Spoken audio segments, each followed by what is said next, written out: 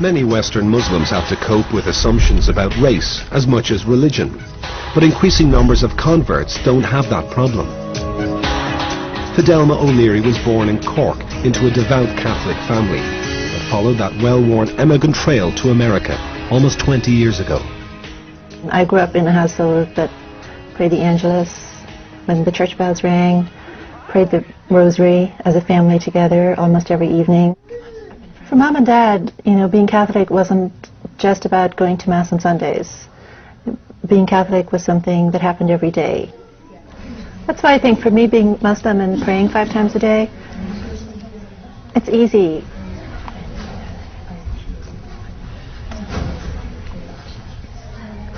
It was a process of becoming disenchanted with the church.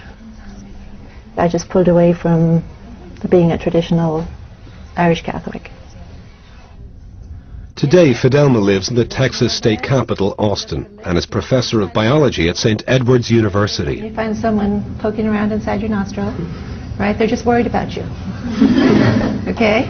A college friend of mine gave me a copy of the Quran. I was pretty darn excited to know that there was actually a religion that was what I believed.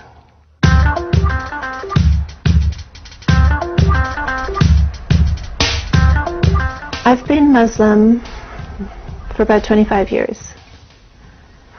And I can remember a time when I was the only convert I knew. Now, I mean, my circle of friends is half converts. Most Friday mornings, Fidelma hosts a prayer group at her home, and among the faithful are 2 other Irish converts, Eileen and Michelle. Hey, we're 3 lovely lassies from Erin, and I am the best of them all. The world is becoming quite secular, and I think that's okay for a while, but then people look for meaning and they look for significance. Jesus said, "I am indeed a servant of Allah. He has given me revelation and made me a prophet." It's a very simple message. At the end of the day, it's a very simple message. There's God. Worship God.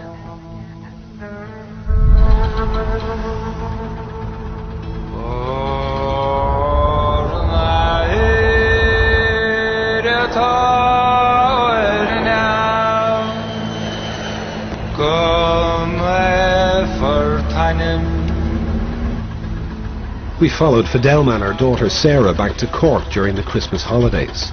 The journey would deliver an intimate encounter between a modern Muslim and Catholic tradition. When I first told my family I was Muslim, it was difficult for them to hear.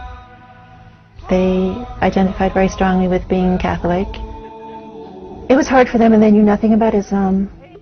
You talk about misrepresentations of Islam now, well, go back to Ireland in the 70s and it was more harshly misrepresented.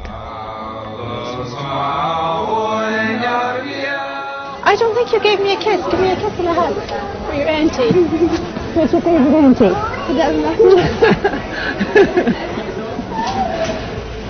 How's everything? Great. Yeah. Great. Great.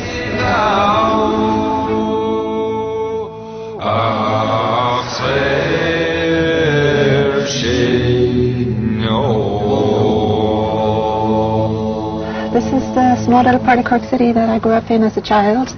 During my childhood, Ireland was completely permeated by things related to the church and Catholicism, and I think, you know, growing up next door to a church seemed completely natural.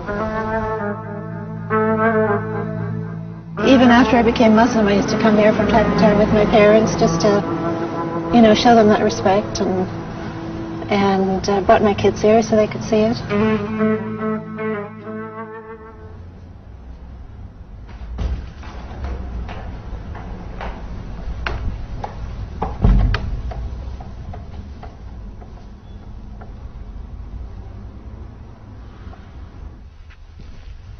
I'm kind of shocked at myself to remember that I used to go and kneel in front of these statues and pray to them. And the thought of kneeling at a statue of some virtuous person who passed away and praying to that person is ludicrous to me.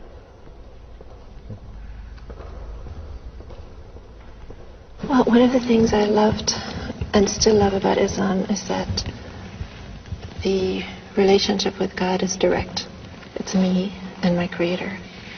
And I don't require clergy people. I don't have to go through clergy to have access to God. So I can learn from scholars, but my access to God, my worship is direct. I stand before God and I worship, and I ask for help and I ask for guidance, and it's a very direct connection. And that means an awful lot to me.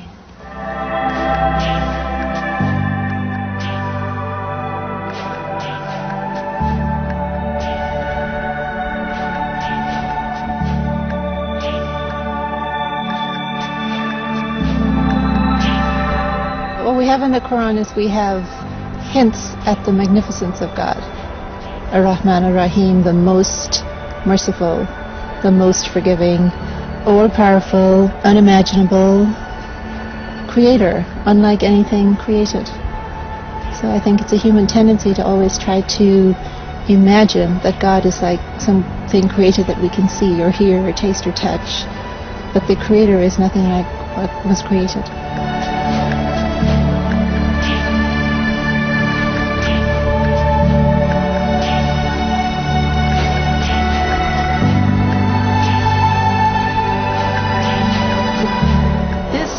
God's creation.